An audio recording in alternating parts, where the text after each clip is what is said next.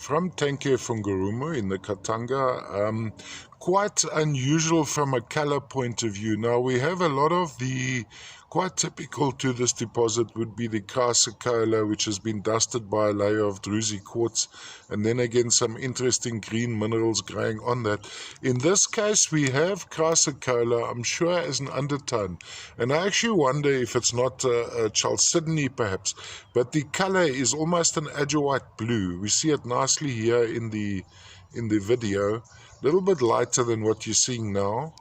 A lovely pocket of this material, and on closer inspection you'll find that its undertone would be botryoidal, which is quite typical to the chrysocolla, and on top of that you'd have these druzy quartz crystals sitting, giving the hell of a lot of bling bling.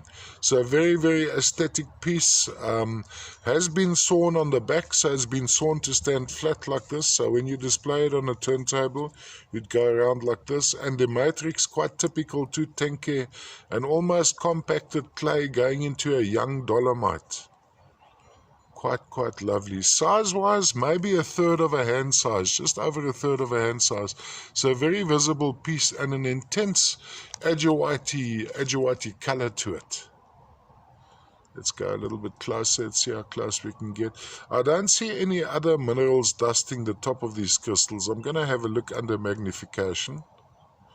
And then here the goethite. So this is from a relatively new section, vein of goethite running through there. So this would be the goethite.